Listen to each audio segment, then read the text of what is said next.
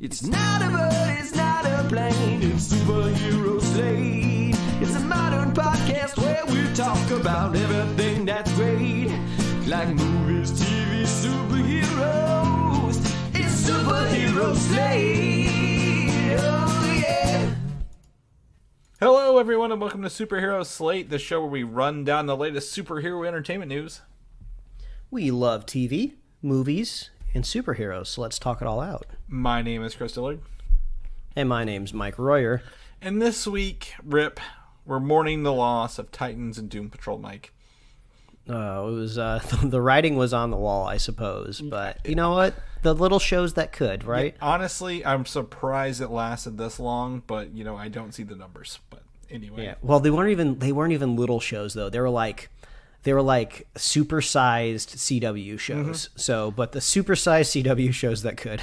Yeah, and yeah, it's funny. We'll talk about it later. Like before, like what we saw in season 1, what we're seeing in season 4 for these shows, and how different, and these shows have just evolved. But anyway, Shazam, not the app that listens to your music, but the movie drops another trailer full of dragons for us. I guess dragon, if you will, and that's not the only dragons we got this week.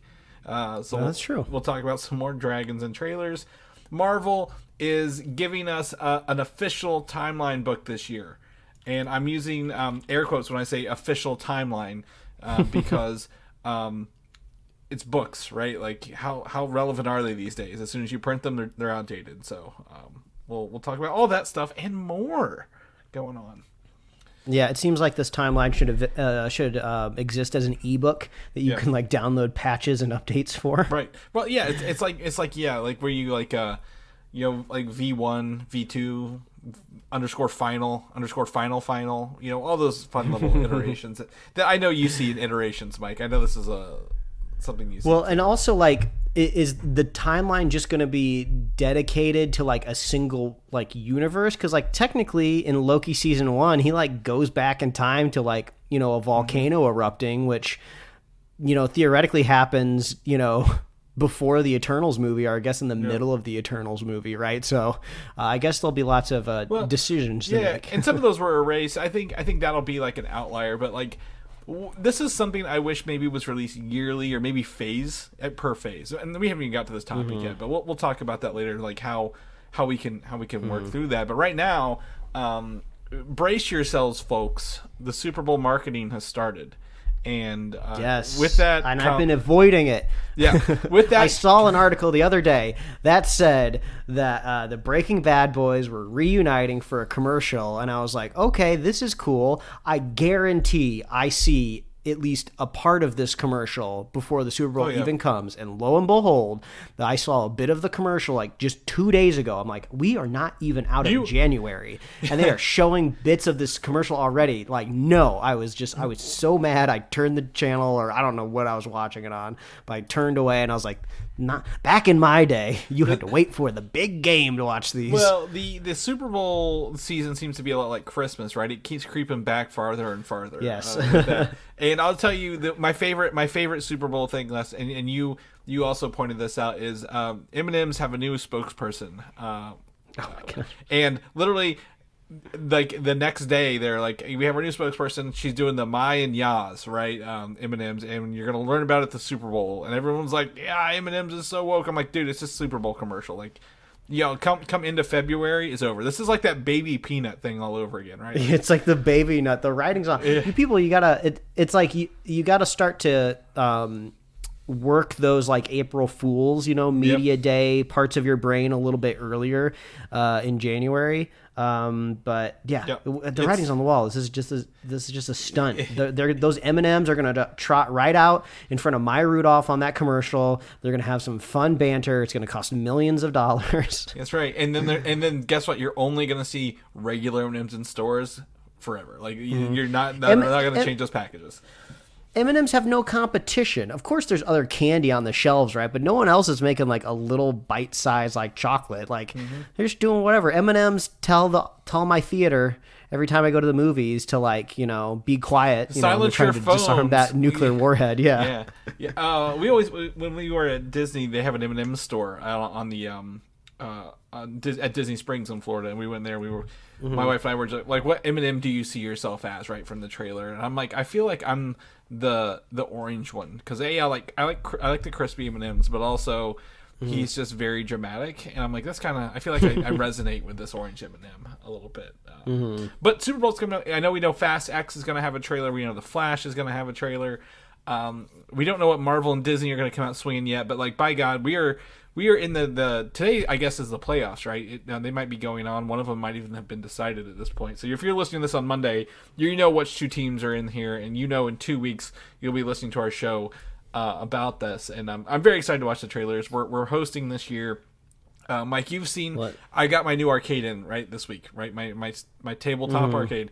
And what I'm going to do is set up NFL Blitz for 4 players. So whoever's here can play NFL Blitz, the arcade version, with the 2 teams that are in the Super Bowl. Perfect. That's exactly. Well, if you want to update on what the teams may or not be, I don't know why anyone needs this information at the top of our podcast, but at the end of the third quarter, 49ers 7, Eagles 28. So it looks like the Eagles probably going to be going to the Super Bowl. And then the Bengals and the Chiefs, they probably kick off as soon as we're done recording this podcast. So we'll see it. We'll see how it goes. Yeah, absolutely. And honestly, I will forget both and all 4 of these teams. I will not remember by next week. I'm like, I don't know. I had to look up where the Bengals were from. Cincinnati. I know that because they're 2 hours away. Yeah. Oh yeah. Well, and the Kansas City Chiefs, they're not too far from Louisville, right? They're not too far from you. Yeah, Kansas City's a lot farther than it looks, but they've been there every year for a couple of years, right? So I think that repetition. Bengals, I'm not as familiar with, but. Yeah. Anyway, we're about the Super Bowl food. We're about the commercials and all that. I've been seeing some good. Yeah. I've been seeing some good snacks on TikTok. I've bookmarked a couple little treats there, so I'm looking forward to that. I picked up some Buffalo and Blue kettle chips this weekend, Mike. I was going to give those a try because everyone likes a good buffalo dip, right? Especially for parties and gatherings. So I was like, I'll try these chips. I've not opened them yet because instead I went and I showed you. You've had these before and didn't know it. You're holding out on me. Doritos has barbecue flavored Doritos now. In a black bag. I thought it was like one of those super hot, because like the darker the bag gets, right, the hotter you imagine it's going to be. Kind of like Taco Bell sauce packets. Like by the time you get to black, you're like, I don't know about this. I just want to eat my food in peace. But the Doritos barbecue, pretty solid all around. So highly recommend that if you want to try those for your upcoming events and parties. So send us your snack recommendations. Other than that, Mike, like I said, I have been literally disassembling one arcade to sell my full-size arcade, putting together my little one, which you saw the photos of, my Infinity Arcade, which is all the Infinity Stones, all the colors you could ever imagine in one go. So I'm going to post some of that. You seem to be a man on a mission to create the most perfect in-home arcade experience. I swear, like, you started this journey with like one like homebrew like type of emulated arcade that was like roughly like stapled to a piece of like particle board. Then I swear 2 weeks later you got 8 arcade machines in your basement and you're hawking them and selling them and flipping them and making money off of them, and now you've like graduated to this gigantic singular machine that like you this is truly mirroring like Thanos' quest for all of the gems. So like now it's just going to be like that thing, like was it worth it? What did you have to sacrifice? And I think it's going to be, and it's going to be your back of trying to get this thing in and out of your basement at some point in time in your life, unless you just die with it down there. So I applaud my wife. She helped me get the other one up the stairs this week, the big one, right, the full size, the 6 foot one. She mostly just helped guide it up the stairs while I was lifting it with my back the whole way. I've noticed my wrist was hurting this week, and I'm like, what did I do? Oh yeah, I lifted up a 300-pound arcade machine up the stairs, and then had to help the dude who bought it load it into his truck. And he immediately broke it. So don't carry these in trucks, people. Put them in trailers. But anyway, yeah, you're right. Yeah, my I've done so much of getting the external features of the arcade. I've not got to enjoy the internals of the actual playing the game part. So that's I was like, goal. Do you ever play any of these games? It's like this goal of getting thousands of games into one machine. It's just like, I'll get around to playing them one day. Yeah, but it's fun. It looks cool as hell. I'm very thrilled with it. It's very well built. So my goal is to have most of it done this week, so I can play, or in 2 weeks, so I can do NFL Blitz with people. But other than that, I've not had a chance to really watch anything. We've had on and off cold fronts here, a little bit of snow, a little bit not snow, Mike. But you I think we talked about it a little bit last week. You started watching this first movie, right? You were watching in pieces. Then you got to watch the sequel, and I believe my response said it best. It was like, no. But go on and tell us. I've had movie whiplash this week, like hardcore, right? So I finally got around to watching American Psycho for the very first time, which was an interesting experience because I kind of knew what I was getting into, right? Because the first half of this movie is like memed out of control, and it makes total sense why. It's such a bizarre film because Christian Bale is playing such a specific character with just a fascinating performance, right? Like, you could take or leave the ending. They leave it like a little ambiguous. It's a little like, it's a little brain wrinkling at times, but his performance is so captivating. It's so weird. It's almost like I really want to know the decisions that went into it, because I hardly ever care about like, inside the actor studio type of deal, right? But I actually do really want to know what got into Christian Bale's head when he portrayed this character of Patrick Bateman, because it's so wild, right? It's so weird. There's 1,000 memes. I became a meme myself, Chris. I became the Leonardo DiCaprio meme from Once Upon a Time in Hollywood. Yeah. I was pointing at everything, and I was like, hey, I know where that's from. I've seen that. But it was a nice surprise just getting to the second half of the film. It's a little less memed, so I was like, oh, where's this going? This is so weird. How is this going to resolve? So American Psycho, easy to recommend. I thought it was going to be more brutally violent, but I would say they make the right director choice of kind of moving the camera away before things get too graphic. So it's not so much about the slasher gore element. It's just about how, Patrick Bateman's just literally crazy.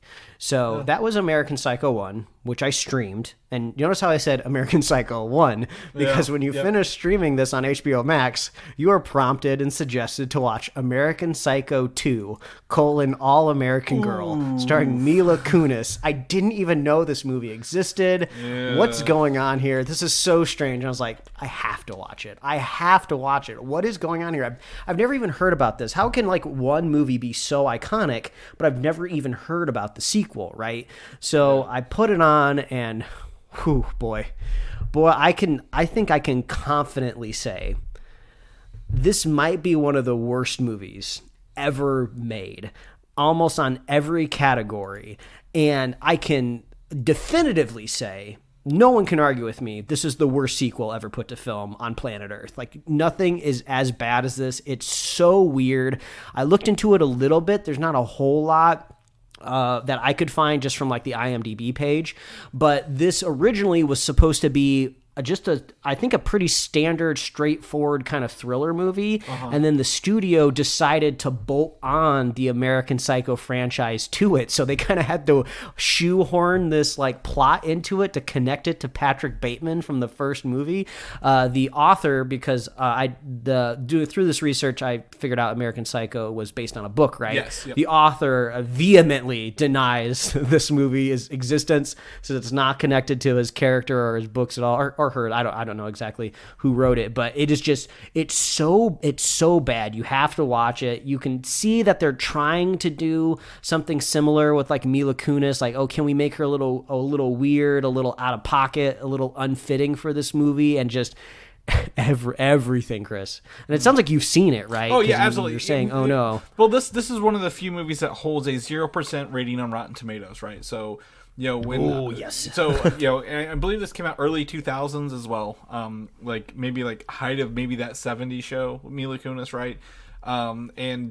Yeah. When I was in bad films, outside of class, we try to track down some really, really bad movies. So you're right. This is a classic example of a movie was filmed. It was not called American Psycho 2. None of the actors in it knew it was American Psycho 2. They were working on a different project. It was re-edited into American Psycho 2. So it's completely different, not even related, and very wonky, to say the best. Now, did you mention this? William Shatner is also in this? Like, Oh, yes, he's in it. So they were able to get at least some well-known faces, right? Which technically they are actors that can act. That's undeniable, right? Absolutely. But everything around them is failing just so utterly catastrophically. It's just so, it's almost fascinating, right? I feel like I would recommend it just so you can see what makes a good version of a movie and what makes an awful version of a movie. I almost couldn't finish it, but I forced it and I pushed through, and wow, what a nightmare. Like, it is so weird. Like, it almost felt like if they just pushed it one more notch in that direction, it could have been like a sequel to the Scary Movie franchise. It was so bizarrely quirky. Like, oh, just throw in a couple of jokes and you just got a comedy on your hand. It's so weird. So to complete this whiplash, I watched probably one of the best movies I've seen in my entire life. Rewatched it, of course, was Forrest Gump. What a shoe turn, right? It's so good that Weird Al even has a parody song. That when Weird Al parodies your movie with a song, that's how you know you've made it. Yeah, and I just wanted to bring it up because it's been so long since I've watched it. It's streaming on Netflix, but when I was watching it, I think I made a realization that this may be the very first kind of like dramatic story I was ever exposed to as a child. Because the film came out, I think, when I was around like 7 or 8 years old, so I obviously did not go to the theaters to watch Forrest Gump when I was that age, so I probably caught it when I was maybe around like 9 or 10, and like the experience that you have with this kind of movie when you're like 10, and then later in life when you watch it as like a teenager, and then when you watch it again in your mid-30s, it's just a totally different experience every time you watch it. And if you grew up in the 90s with kind of serialized cable television, this is the perfect type of movie, right, to just replay over and over and over again, like Weekend on like TNT or TBS, right? Because it kind of has that Christmas Story kind of vibe to it, where there's just like little sections that you catch throughout the day, right? You go out and mow the lawn, you come back in, Forrest is like playing college football. You go do something else, you come back in, Forrest is trying to nurse Jenny back to health. There's all these different like little facets to the movie, but yeah, it's just wild. I feel like I'm gonna have to watch this movie like every decade of my life now just to kind of see how it's affecting me. But man, it is. I feel like it's a true cinematic experience. Like, it hits like every single thing a movie needs to hit. It's the polar opposite of American Psycho 2. That's the best way. And it's also technically an adapted screenplay. Well, American Psycho 2 is not an adapted screenplay, but the first American Psycho is. So if you're adapting source material, you do it the Forrest Gump way, not the American Psycho 2-ish way. Well, 2 didn't. 2 was, I just looked it up. It was called a movie called The Girl Who Couldn't Die was the name of the original movie they filmed. And then what a bad movie title. Yeah, absolutely. Well, and then you get what you pay for, apparently. But Forrest Gump, I always associate Forrest Gump with Titanic because they are very long movies, right? Like, these aren't short films by any means. And like when they put them on TV, that could take half your day watching these movies on TV with commercial breaks and everything. So you're like, oh yeah. So you, like you mentioned, like, you're like, oh, I'm watching a movie at home. Are you on TV? Like, didn't have the VHS of these movies. You were literally watching with the commercials. So there's 6 hours of your day right there. So I always associate those two. But yeah, you're absolutely right. Good stuff from the mid '90s, right out of there. So. Let's jump into some news. Movies that are very long as well. Black Panther, Wakanda Forever, right? Very, very long movie. I think it's 2 hours, 2:45, 2:30, 2:45. It's landing on Disney Plus on February 1st, which I believe is Wednesday, right? I'm going to pull up my calendar here while we're here. Yeah, Wednesday, February 1st, and that includes the IMAX Enhanced Edition. I always want to tell people to remember those because those are part of your Disney Plus collection. When you select the movie, you go over to versions, select IMAX, and boom, you're seeing just the more full frames when they use it. Technically, if you think about it, you're pulling down more bits, you're using more server bandwidth from Disney, so you're getting more money, you're getting more bang for your buck, right? You're costing them more money if you stream the IMAX version, so there you go. And for those with the newer sound bars and home sound systems are starting to add Atmos or DTS in it, like HD. I believe the IMAX versions will start to have DTS HD audio mixes, so you're going to get a higher bitrate on your audio as well. so it'll sound better. But I'm excited to revisit this. Like I said, I watched it in theaters when it came out. But I'm excited to kind of revisit, like we said, on our own terms, right? Kind of go back and do the Easter eggs and kind of watch a little bit here and see the, everything kind of going on. Very, very excited. So check that out on Disney Plus this Wednesday. Also in the MCU, we were talking about this at the top of the show. Now's our time to get into it. Marvel is releasing an official MCU Timeline book in September, and I need to pull up the link. I'll pull up the link here. So this is a published book, right? And this is where I'm kind of getting like my head kind of out of whack here, because why would you print a book at the start, right? You're gonna have 3 movies and like 2 shows of Phase 5, and now you're printing a timeline book, right? And then which will immediately be outdated the second it arrives, because you're going to want the next version right away, and who knows how long till we're going to do that. So to me, this is an interesting project. We've always wanted one, but like you mentioned, like does it like, I'm looking at the cover, right? The cover includes all the movies up through Shang-Chi and Doctor Strange and Captain America or Winter Soldier, Falcon Winter Soldier stuff, right? Like, this is a lot of Phase 4, so I'm very confused as to why they didn't just like, hey, here's the Infinity Saga timeline book, and and then, yeah, that makes more sense to me, to like wrap it around something a little bit more seminal, in a way of like, if you're gonna give me a timeline book, wrap it around something complete and definitive, because outside of that, I feel like I'm one of those people that I don't really care about the timeline, only because we've kind of learned by now at this point in time that they do think forward into the future, and they are kind of like putting these puzzle pieces and putting these chess moves in play, beforehand, right? Yeah, absolutely. But they are just kind of like shooting from the hip sometimes when they have to, right? Hey, let's fudge or tweak the timeline because it would make this next project a little bit more interesting, or let's move this around because, well, now we have to because this character needs to be here and there. So like, the pieces are ever moving. So for me, I can't commit to a timeline in good faith. And the timelines are also like movies, like right in the case of Black Widow, it was a prequel or a sequel to Civil War, but it came out in the first movie of Phase 4, right? Like, like that technically would fall back into this, so they'd have to redo it, and Eternals spanned 8,000 years at least. So this is very interesting to print something, just like, yeah, I get it. Collectors are going to want this. It's got a forward by Mr. Feige himself, right?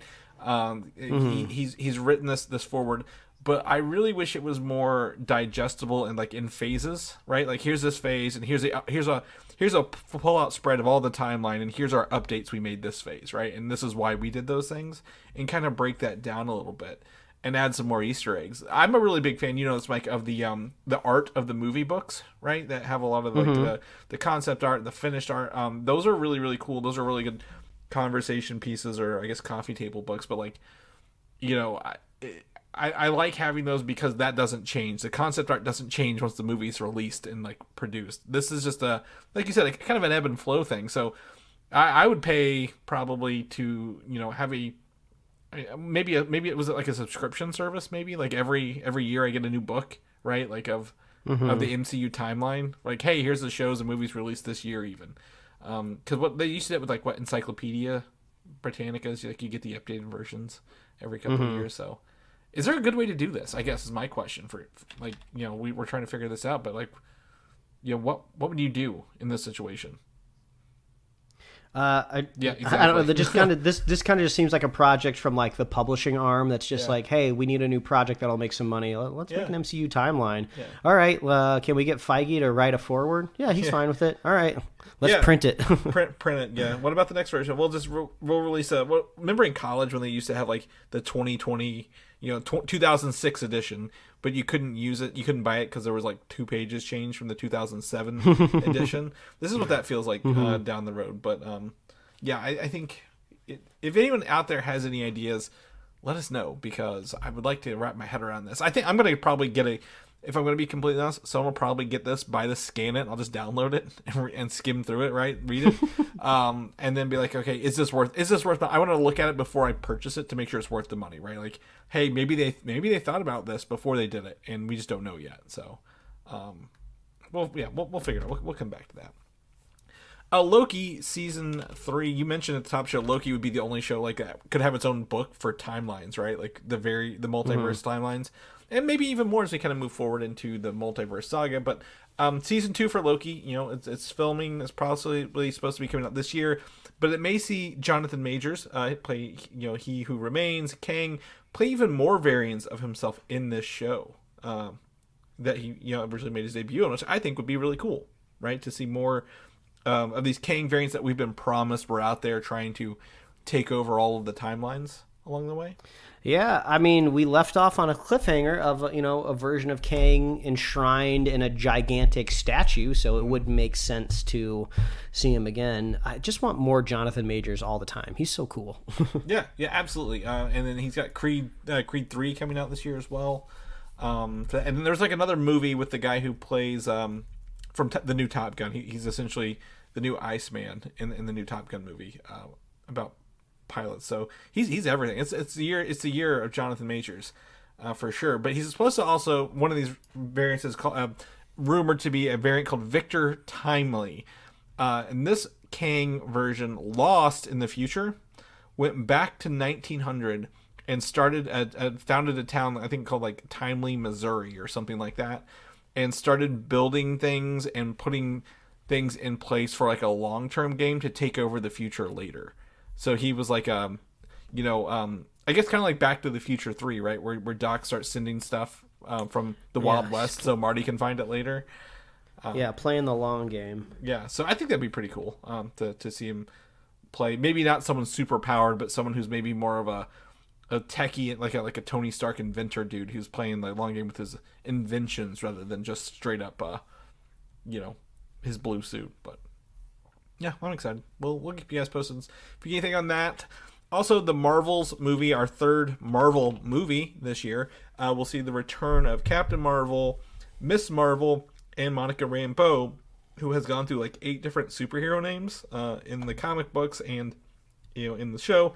And it sounds like from all the promotional materials leaking, I think mostly action figures, is that her superhero name will be Photon. They will settle on Photon, and the other one was Spectrum, was a name that they used before because she can see spectrums of light or move through them. But so Photon looks like the one they're going to use for her name.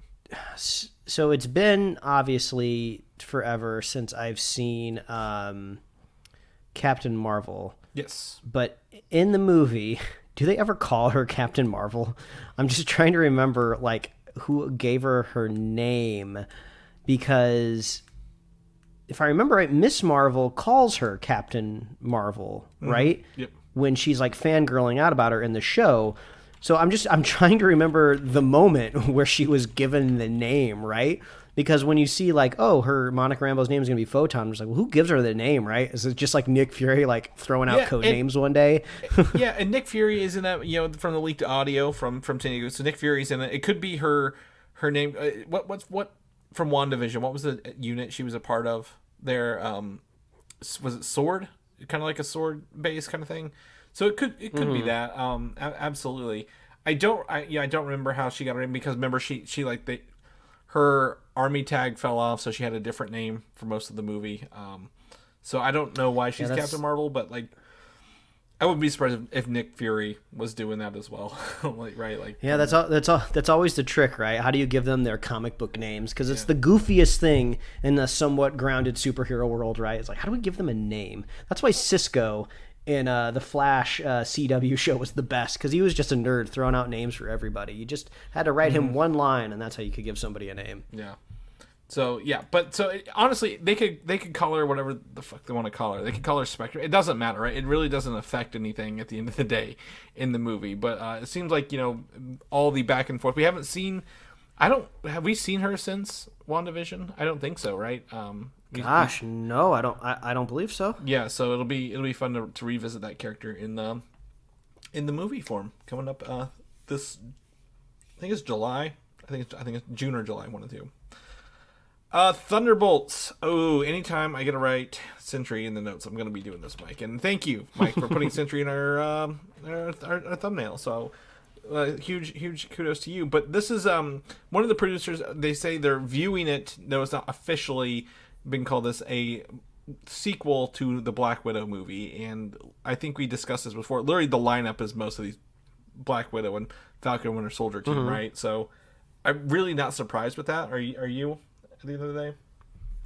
Yeah, I mean, it's almost like if you got to think terrestrially in the MCU right now, Black Widow and these Thunderbolt characters are the most terrestrial in a way, you know. WandaVision, you know, Doctor Strange, they were kind of like traversing these different like planes of existence, right, in the movie. Spider-Man was even like dealing with these odd-worldly things. It seems like these are the most grounded characters at this point in time. So yeah, it makes sense that you kind of keep that thread going. Yeah, and you know, looking at this, I think the only person with powers that are not related to Super Soldier Serum or an enhanced Taskmaster suit is literally Ghost, right? She's the one who got powers from you know, quantum energy.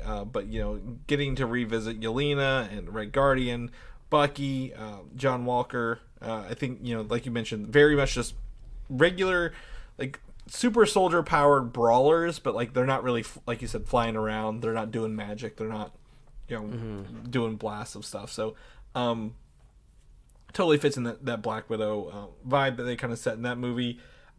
Also, the notes are that the Sentry is seen as quote unquote the physical villain of this, like, right? So you need someone who can punch, who you're going to be punching and doing all the action scenes with. So it'll be the Sentry for that, Robert Reynolds, and then it could be, or not could be, I guarantee you someone else is pulling the strings, right? And most of the people who saw it, they're like, oh, it's got to be Val, right? After her turn in Black Panther 2, you know, is this a play creating people who can possibly get into Wakanda and take the vibranium? Like, is this an American Black Panther powered person with their super soldier serum? I don't know. Would Maybe. not be It could be possible. Yeah, wouldn't be surprised if it is Val at the end of the day. But I mean, I'm looking forward to, at least it seems to be, when it comes to MCU canon, it seems that the films kind of at least are taking priority of kind of laying down some of the real big things, right? This is where the big moves happen in the MCU, where, you know, some big things can happen in the TV shows for sure, but they're kind of supposed to be a little bit, you know, smaller scale. So I'm hoping if the Thunderbolts are going to be dealing with the super-powered existence of, you know, the Sentry, and also a lot of these characters are associated with superhero serum. I want to see that tackled a little bit more directly. I just do not like how the serum was treated in Falcon and the Winter Soldier.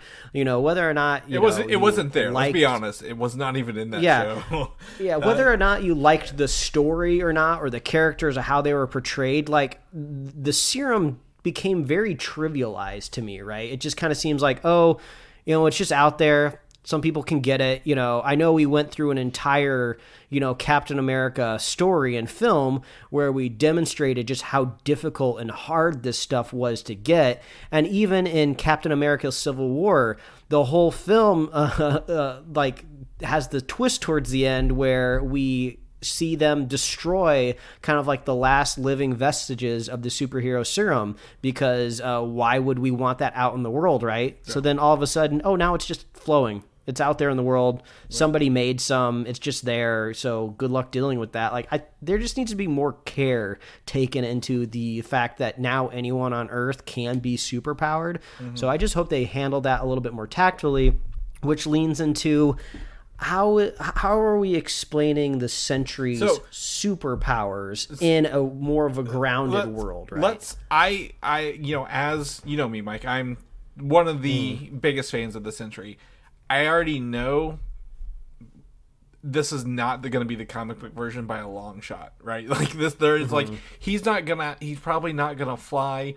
He's probably, if he has energy manipulation, it might be, you know, if we're lucky, or maybe they borrow some of Ghost's abilities. Like, could they pool the Thunderbolts abilities to create the Sentry, right? But like, I really don't think we're going to get the comic book Sentry in this version. Like you know, we're not going to get a Homelander level character kind of thing, right? Or like, because that's kind of what, you know, they're all based on Superman. But you know, the Sentry, he originally got his powers by drinking someone trying to recreate a, you know, super soldier serum. Not take the MCU out of this is in the comic books. And so, you know, could they be again tinkering with it even more. We know the entire Incredible Hulk movie is based on the the Abomination having the super soldier serum mixed with whatever Blonsky did, not Blonsky, the leader, whatever he did. So I think if it comes down to the serum thing again, right?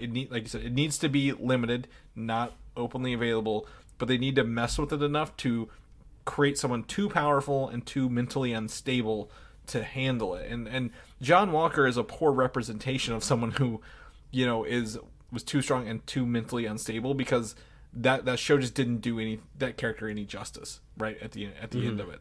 So I'm already bracing myself for, like, hey, this is going to be more, like you mentioned, grounded, less out there, less Superman-y, and probably, more I don't know, like maybe a couple levels above Captain America, like, maybe Hulk level, but like he's able to retain a human form, and that's really about it.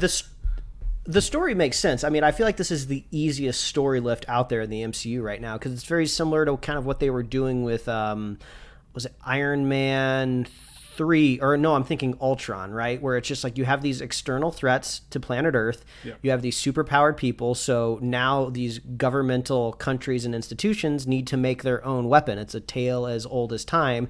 And it's a tale they tried to kind of convey in Falcon and the Winter Soldier. Yeah. They just kind of didn't get it off the ground running. Yeah. So this is a second try. I would say the stakes are going to be higher, right? Because I think they're going to have to treat the Sentry with a little bit more power and respect when it comes to that, where I would imagine the Sentry should be able to go toe-to-toe with Thor or a Captain Marvel or a Hulk, right? You kind of need something that the military has under their hands, and who knows? I don't expect the Sentry to be a straight-up good guy by the end of the movie, but maybe he'll just his character arc and thread will kind of filter maybe through a couple different movies, and then maybe by the time we get to Secret Wars, he's kind of on the right side of justice or whatever, Yeah, and the Sentry, again, he has the villain, the Void side, right? So I 100% guarantee you we're going to see an evolution of, the Sentry is probably like, the America's watchdog, their new golden guardian of good, I think is what they call themselves and thing. But like he's got that evil side, and like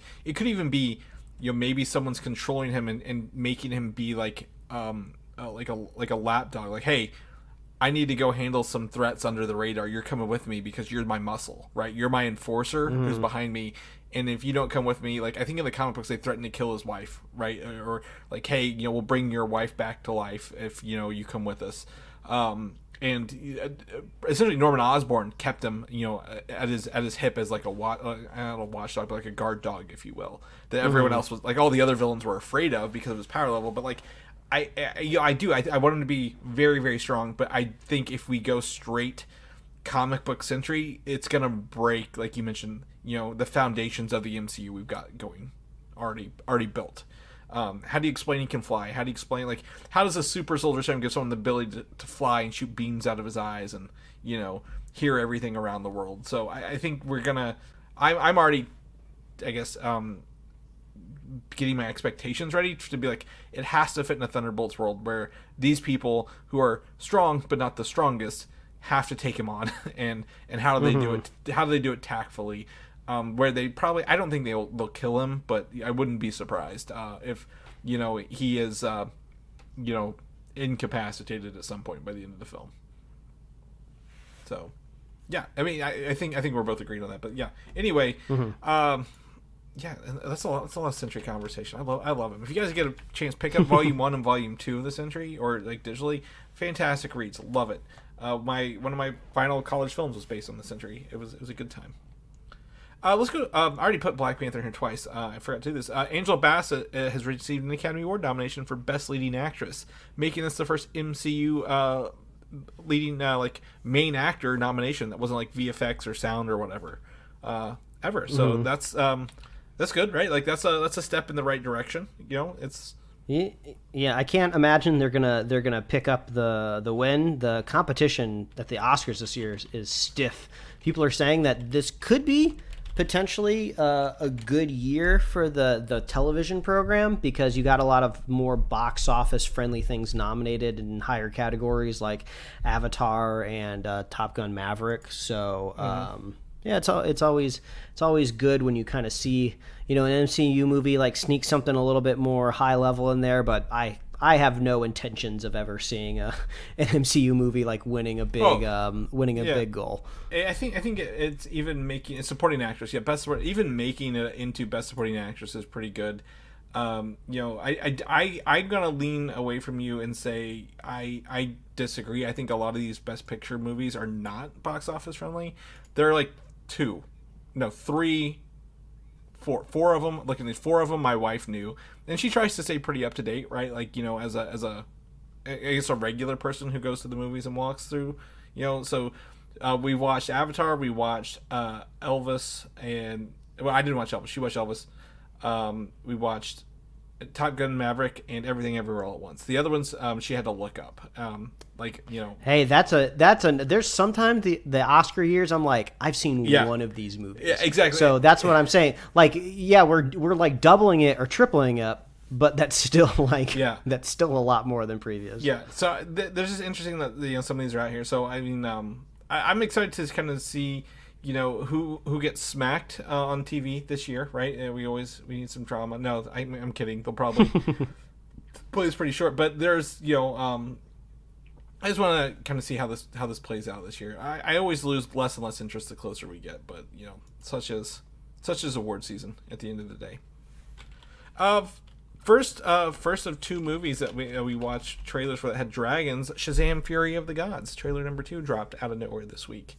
A couple notes here, like this seems to be the trailer. I wouldn't say it gives a story, but definitely portrays a better picture of the film, right? With the Daughters of Atlas going after the Shazamily and like taking away their powers seem to be a big thing in this trailer, right?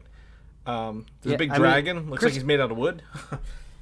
I mean, I don't know about you, but like I watched this trailer and I was like, I don't feel like I got any new like real information, right? I feel like it was almost the same trailer, but they just took like alternate shots maybe of what they were doing in the first trailer. Like, let's just pick this different angle of this shot. Well, I would say this is less funny than the first one's like leans into that humor, right? Like a lot, like because it has it very much plays off that Eminem song in the background. This seems to be like, hey, there's at least a little bit of stakes. Of course, obviously the movies have stakes, but it seems to be a little bit more like, hey, I don't think they're going to kill anybody, but like, hey, we're taking away your Shazam powers right in front of you.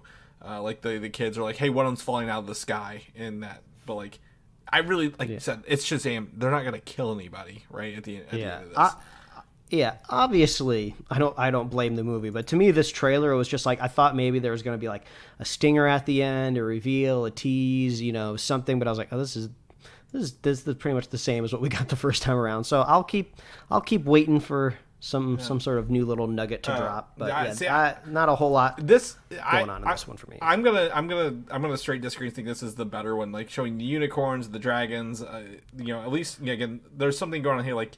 He's fighting these ladies. There seems to be a lot more monsters going on, but it's still at the end of the day, it's Shazam. This isn't the comic book Shazam. This is very much kids with powers, right? At the end of the day, and they really leaned to that Shazam family early on in that first movie. So we already had that. We don't have to build up to it. So I'm gonna watch this. I don't think there's nothing good with it, but I don't know. There's. We're coming up on like the final days of the month here, James Gunn. We have 2 more left after this. That's right. We're still waiting for his announcement. Yes. So is Shazam in the future of the DCU, or like is he literally him and Peter Safran? I don't want to give it all to James Gunn. Is James Gunn and Peter Safran literally nuking everything that exists after 2020? 3, right? That's all we know about our 2023 movies, and once those are gone, what's left? So is Shazam in the cards down the road for a third movie, if you will? So I don't think it's going to be. I really don't, man. I don't think it fits in to everything else, but we can see. Who knows? We'll find out. Things that James Gunn and Peter Safran didn't do is cancel Titans after season 4. Apparently, this all preceded the new DC Studios leads But I think the show, and we'll talk about the other one, was given enough. I think they were given enough time to write the ending for the show. It wasn't done, and then they ended it. So I think that the people knew going into the season it would be the last. Yeah, I think it's funny the way just how Safran and Gunn now have to like just kind of navigate the news cycle, right? Because they, you know, like you said, they say like, oh, it wasn't us. This decision was already made before we got here. But, you know, if they really, really wanted it, they could, like, they're in charge now. They can keep it around. Like, they're the bosses. So I do think it's kind of funny that it's like, oh, sorry, our hands are tied. There's nothing we can do. But I totally understand it, right? You know, they ran a good number of seasons, right, for what they were. It's not like they were necessarily designed to crank out as many episodes as, like, you know, a CW show or run as many seasons. I mean, even a show like Peacemaker, which I think is very good and very premium for the most part. Hopefully season 2 elevates a little bit more. I don't think that's going to get more than like 5 seasons, right? That almost seems like it's overstaying its welcome, almost like too much going on there. Yeah. So yeah, I think they had a good run. They weathered a storm, right? Wow. They started on a different, unique kind of boutique streaming service, survived the merger to HBO Max, and then survived some deep cancellation and cuts like a year or so ago. They fought through a pandemic, so there are these shows that could I congratulate them for their perseverance. And this would be I'm looking at Titans. So Titans started in 2018, so we're on its 5th year. Has 43 episodes total when it's all said and done, which, you know, good job. I mean, 43 hour-long episodes, right? Like, these aren't your 20-minute shows. But I will tell you, looking, I saw a picture of, like, Titans in the first season versus Titans in the 4th season. They really let them come into their own finally, right? Like, they were like, hey, we're going to play it safe. We want to be as realistic as possible. And they're like, you know what? Let's lean into this, you know, DC universe, if you will, for Titans. I think, you know, Beast Boy got his, you know, regular suit. What's his name? The chick Raven gets she becomes White Raven finally. Robin gets a Nightwing suit. He's not just Robin anymore. And Starfire leaned out of the, I guess, human, like, she's an alien. They give her some alien looks to that. So, yeah, I think it's pretty cool. They really ran the game. I'm looking up here. You know what? We got Red Hood. We got Wonder Girl. They had Hawk and Dove, Deathstroke, Superboy. You know, they really. I know Superman was in it. They really pulled a lot of, like, Batman and Titans heroes or villains and heroes into this, right? Somehow. So, yeah, good for them. It looks like the back half of season 4 is still to be announced, but for Titans. Now, that does lead into the other part of this is Doom Patrol, right? The other show that has lived alongside this the whole time. A little quirkier, right? More like I guess a misfit, a gang of misfits. It's not Guardians of the Galaxy. I'm trying to think of. It's not Suicide Squad either. You know, I guess maybe more like Umbrella Academy, right? A little bit. Right? Some weird people with like an older guy kind of instructing them who's not perfect either. Has also been given the axe after season 4. And this was also done before James Gunn and Peter Safran, but they also were given enough time to write the series finale for this as well. I'm trying to go back and look at like the notes of like when these things were announced. Like, I guess season 4 these were announced at DC Fandom 2021. So we're now, you know, kind Fandom. What a different era, right? That we've surpassed. Yeah, the writing is on the wall here, folks. Right, the CW kind of era of these shows is over. You know, the Flash is ending. There's a couple like outliers. Like, I know Superman and like Lois is out there, but that probably won't be holding on for too much. Well, that show's not made to last either, right? You know, that's a show. I think to me, this comes back to one thing we've talked about before. The era of Greg Berlanti's superhero, you know, shows and him touching everything is wrapping up, right? He is winding down his I wouldn't say grasp, but like his productions on superhero shows as it transitions to an official DC Studios model along the way. Wow. The first episode of Arrow season 1 aired in October 2012. So this whole thing, this Berlanti verse, you know, depending on how long Superman and Lois goes for, it's spanning well over a decade, right? So I mean, that's impressive. All that content that they made in that decade is defining for a superhero genre. So I would say this is kind of like one of those New Orleans funerals, right? Those are the funerals you go to and celebrate the life that they had, not the fact that they're gone. Yeah. So that's how I'll look back on this kind of like CW era. And it's I would say a rise and fall, right? Really, I mean, remember in like was it 20 when we started the show 2015. We were talking about CW shows left and right. Every week was a new one getting announced or rumored. And while that's I don't blame anybody involved. Like you said, this no one's fault. It's just there's only diminishing returns. You can only do so many ideas. Just like your grandparents, sometimes they get sick, right? Yeah. I should probably stop comparing this to a human being. That is really weird. I don't want to bring back traumatic memories for anybody out there, but we'll play you off with some New Orleans jazz music. Yes. So exactly. Insert jazz music here, if you will.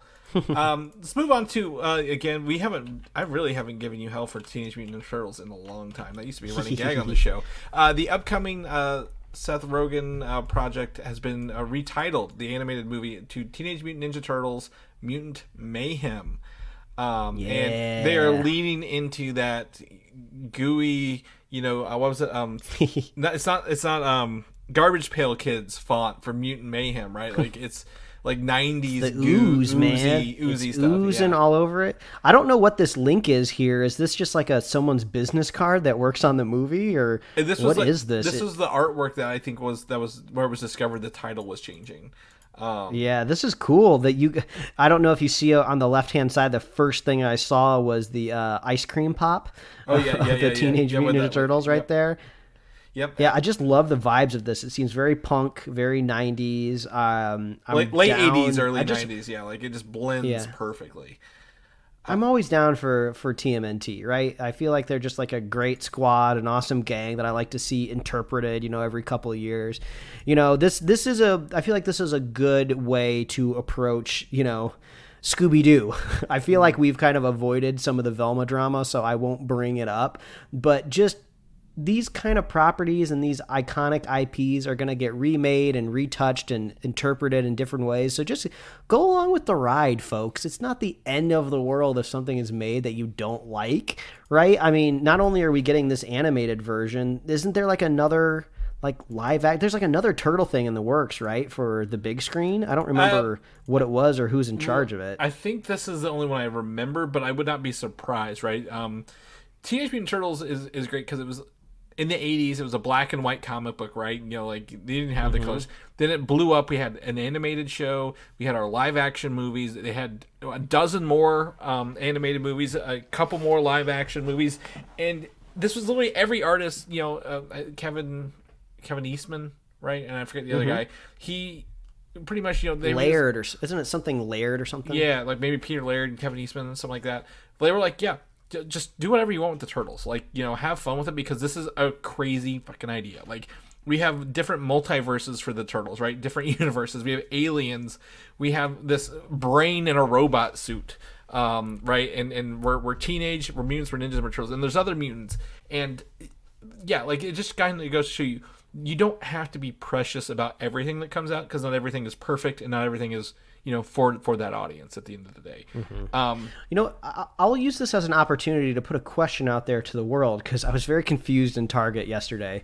I went back into the electronics section, where they kind of put the cool nostalgic toys. That's kind of where they put the Funko Pops back there. 90% of it is horror toys for some reason. Yeah.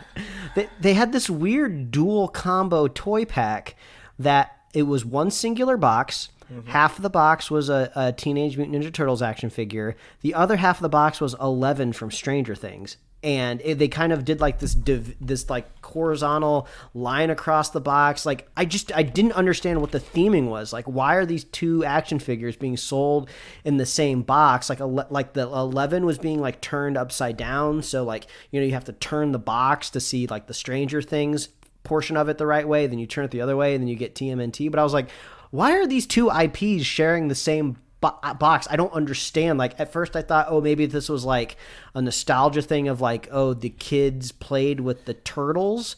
But like Stranger Things is like 80s. Like that was maybe slightly before like TMNT rise and fame? It was, well, possibly, but that's the whole point of that toy collection, was because they were both in the 80s. Yeah, but like TMNT, like I don't think they've been heavily focused or shown off in Stranger Things. I just didn't understand the combination. Like, who pitched this to a toy executive and said, "Let's put them in the same box"? I mean, it's just weird. I just want to know why they're in the same box. So there's another one here. You can buy 2 box sets. The ones that confuse me is Teenage Mutant Ninja Turtles and Street Fighter in the same box. Like, whoever's got the TMNT license right now, it's just letting them have it. Like, go for it. Like, put whatever you want and anything you want, because by God, we have these turtle toy models. We could get the plastic models out in like a heartbeat and just start reprinting them, because if you look at all those turtle toy models, right, those are the classic ones. Those are not even new updated ones. These are the old ones. Chris, I had to Google it since you were looking at it too. Like, they have like promo shots of like where the characters, they're putting the toys in like the same setting. So it's like Raph with like his size, like right next to Hopper holding like an axe. It's like, what scene are we recreating? Like, they have not crossed over. Yeah, and I'm looking at the Street Fighter. It's Raphael with no, it's Michelangelo. It says, even though he's got a red bandana, against Chun-Li. And Leonardo versus Ryu of Street Fighter. Like, whoever's doing it is doing a great job doing these cross promotions, but I have no idea who the hell's buying these. And the figures are a little different too, because it looks like the Street Fighter ones, they're a different kind of mold and art style, kind of cell shaded, aren't they? A little bit. Yeah, this is weird. Yeah. They will pimp the Turtles into any franchise out there on the planet. So I will go ahead and tell you, there's a series, comic book series that was, I think, last year, 2 years ago, called TMNT: The Last Ronin. It deals with there's one turtle of the 4 original left. The other 3 have been killed, and you don't know who it is, right? Because he wears an instrument band, and he's fighting the Foot Clan and maybe Shredder or somebody else. So it's like a very like it's like the last hero, like the turtle, right? He's gonna do whatever he can to avenge his brothers and take down the Foot Clan. It's really, I wouldn't say dark, but it's really emotional. It does remind me now that they did pair up the Turtles with Batman in that comic book run for a little bit too. Yep, absolutely. And they were in Mortal Kombat as characters as well. You can get them as DLC in a Mortal Kombat game. But there's a sequel to that Last Ronin, again, where there are 4 new. They're not the children of the Turtles, but they're 4 different Turtles who've been powered and are now training to fight in this post Turtles world. And that's literally coming out and was announced this week. Like, Turtles is it just resonates with every different people at different eras, right? And this is wild. The movie, the Nickelodeon TV show, what was that called? The Rise, the newer one, Rise of the Teenage Mutant Ninja Turtles. Yeah, so that had a movie. Was it last year? Finally, it had a movie after 2 seasons, and I still can't even find season 2 to download online. So, but like, this is crazy. This is crazy. We're gonna have more and more turtles. Oh my gosh! Like, I kept scrolling while you were talking. Yeah, they put Donatello in a box with Johnny Lawrence from Cobra Kai. Yeah, right. I think this one might be slightly older, like by a year or 2, but this is hilarious. Wow, you can buy it for $49.99 on All Time Toys if you really want Johnny Lawrence. Donatello has like a little white karate robe to go with it. At least he's a black belt. They made Donatello a black belt. At least they gave him that respect. Yeah. Wow. Okay. What a diversion for the podcast. Only leave it up to the Turtles to do that, right? Yeah, we didn't have a lot of news, so this works out. Also, go back and play TMNT. The Shredder's Revenge, the arcade game, is now, if you have Netflix, it's on their Netflix games on your mobile app, so you can actually play it through your Netflix subscription. And sick. The Cowabunga collection is also available, so if you guys look to play some old games.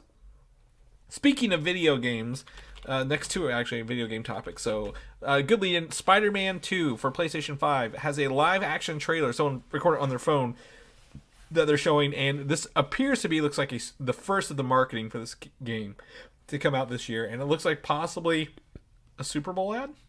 Like, the timing is a little peculiar. There's no video game conferences or things coming up. So I assume that they're going to do, like, I imagine Sony would want to sell more PlayStations, and putting a Spider-Man commercial because they don't have a movie at the Super Bowl would be their way to do it. Yeah. And also, they're kind of finally safe in a way to start to heavily promote the PS5 if they kind of weren't already, because they made that announcement just a couple weeks ago that they're like, the supply chain is fixed.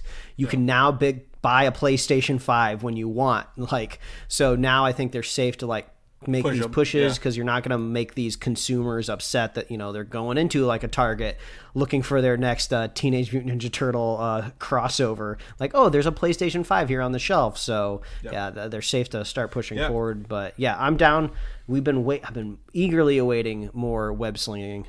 So this is great news. Yeah, and having both Spider-Man in one game and knowing that the original trailer has Venom in it is really exciting, right? Like, you know, to get into this finally and go down that road. So 100% excited to see that. Oh man, I want a section of the game where you get to play as like Venom, right? To do some of the symbiote stuff. Maybe just like one mission, you know, I don't have to necessarily like relearn a whole controller map layout, because that's like a significant thing your brain has to mold to.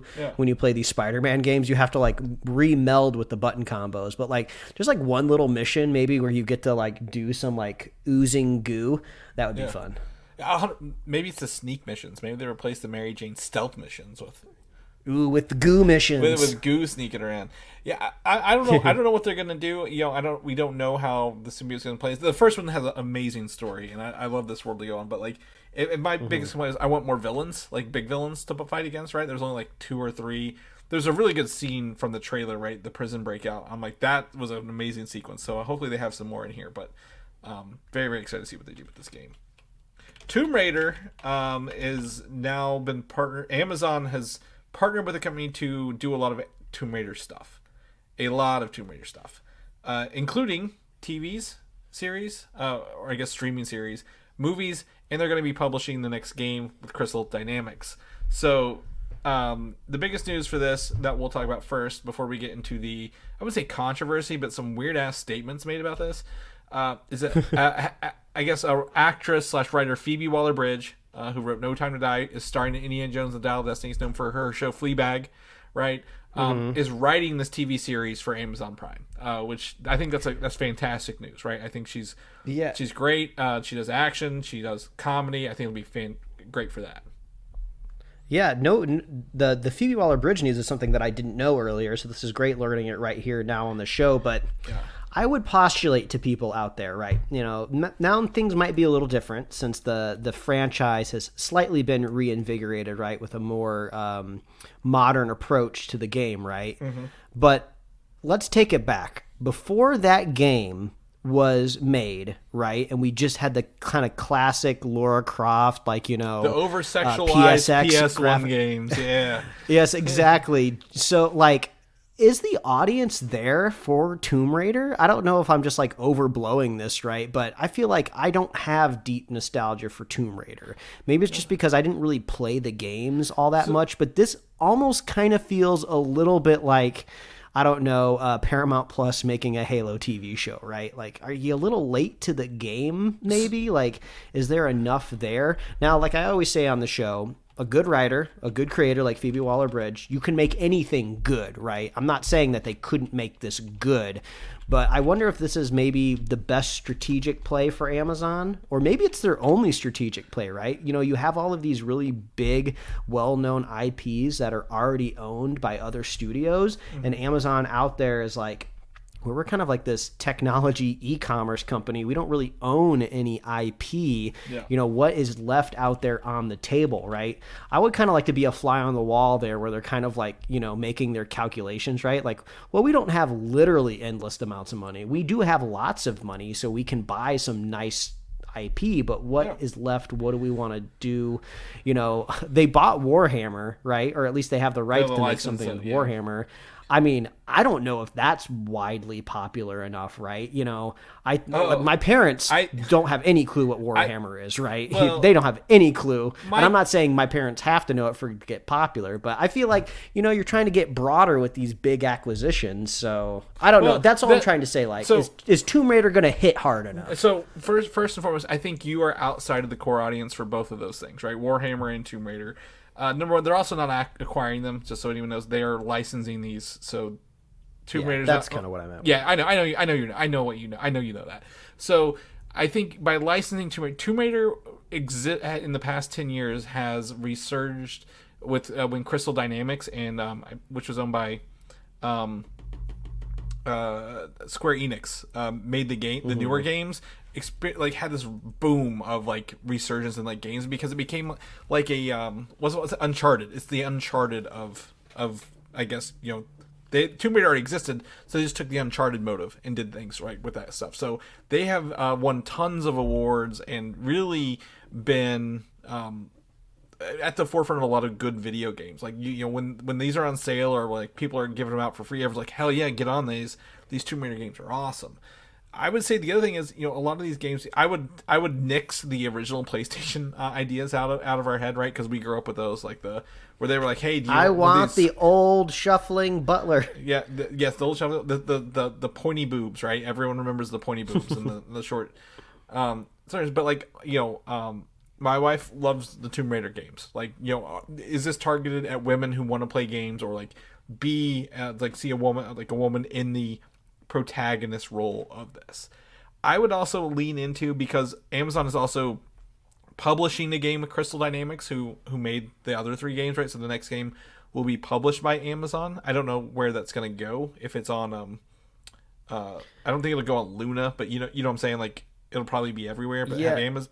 That's the most interesting bit, right? Of like, is this going to be the first time we've seen in earnest like a franchise kicked off with a game in mind for the story, right? Yeah. This isn't just kind of like, oh, we're just making a game in the spirit of it. Like, it seems like, oh, if you want more to this story, more to this world, play this game. I think that's cool, but I think that's going to be incredibly hard to do. If there's anything that we know growing up with the modern video game industry, due dates get pushed all of the time. So like, it will probably be on like season 3 of one of these shows before we see the game pop out. So this game was started work, and it was announced in 2021. I had to look that because I'm like, I know that someone was working on one when Crystal Dynamics mentioned it. So they've been working on it since 2021. So I think my guess is, and my theory is going to be that the game might be a prequel for the show,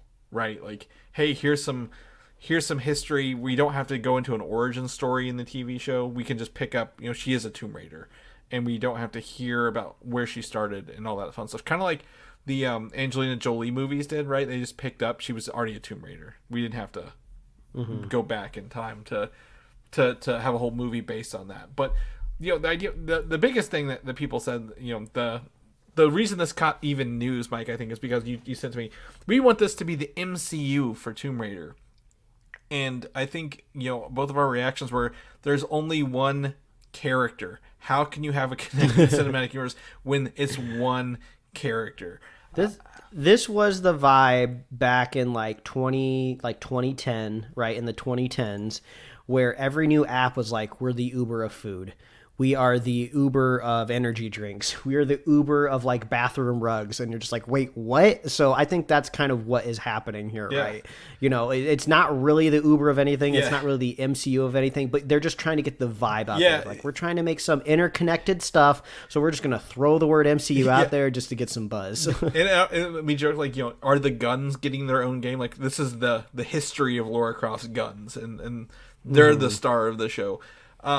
But or the game, but like, it's if they can pull off a TV series, a movie, and a video game that tie together, I will be thoroughly impressed, right? Like, I will be 100% impressed that they could do that, simply because A, you mentioned timeline slipping, but B, like, just the amount of how much story can you get out of Lara Croft's life and what she's doing. She's kind of like, again, she was always like an Indiana Jones, right? This, Uncharted has done that with their games. I think there's opportunity. But, to me, the timing of this announcement kind of felt like they were trying to do The Last of Us, right? Like, hey, this video game had a really good show, launch for episode 1 and 2, which is also renewed for season 2, by the way. I don't know if you saw that. We're going to do the same thing over at Amazon. We're taking your good news from The Last of Us and making our own announcement about our Tomb Raider deal. We're doing over here. I'm doing this bizarre thing right now where I just, typed in Tomb Raider into Google Images, right, just to kind of refresh my brain. And then I started going Tomb Raider 1, Tomb Raider 2, Tomb Raider 3, 4, 5, 6, 7, 8, just to see the evolution of like the graphics and her face.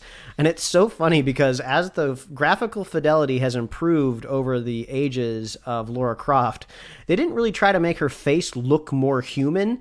They just tried to polish what they created like back in the early PSX days. So like you get to like Tomb Raider 5 and they're like rendering her like mouth really far down her face, and like she's got these big eyes. She looks like a weird cartoon character. So if you want to go through a weird trip, just follow the evolution of Lara Croft's face. It's so goofy. What I'm going to do, I just texted you a link of all the Lara Croft from all the games photoshopped into one picture.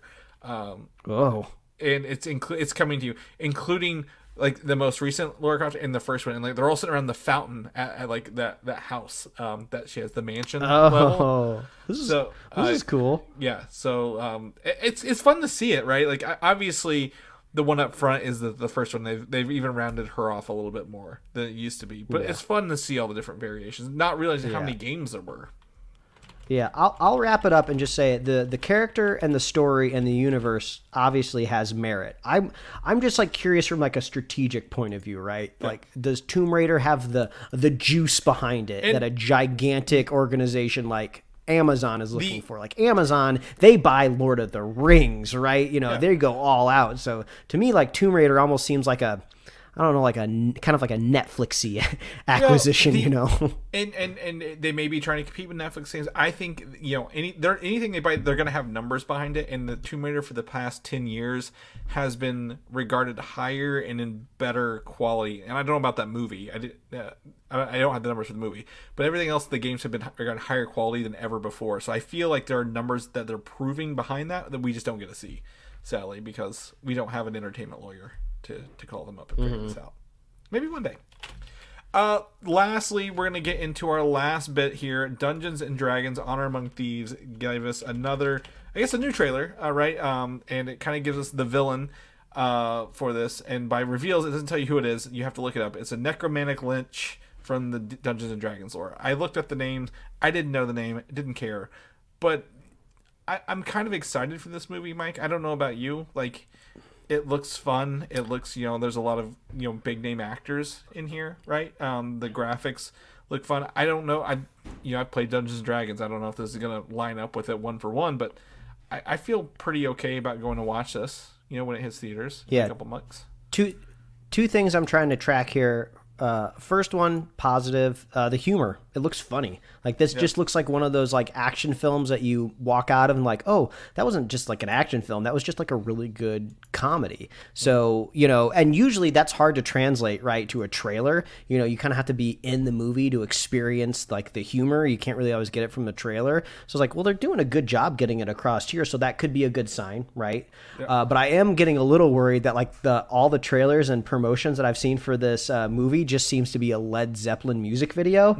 Like, so I'm like, okay, is the soundtrack, is the music doing the lift here? Is it these memorable classic rock licks, you know, channeling the part of my brain that goes, oh, this is going to be fun. This is going to be good. So we'll wait and see. I'm cautiously optimistic. Yeah. And it could be, you know, I think that song, you know, like you mentioned, that's a +1 to, I guess, charisma. Anytime you put it in there, like look back to what Thor Ragnarok, right? You know, use that song several times in the movie. Very fun, very effective in the trailer. But like you mentioned, I think the humor is really coming over into this really well with the team coming to life for it. And honestly, like I said, it looks very Dungeons and Dragons-y. Like, I guess Lord of the Rings, right? Like this fantasy medieval world. They're really translating that well, and I applaud that.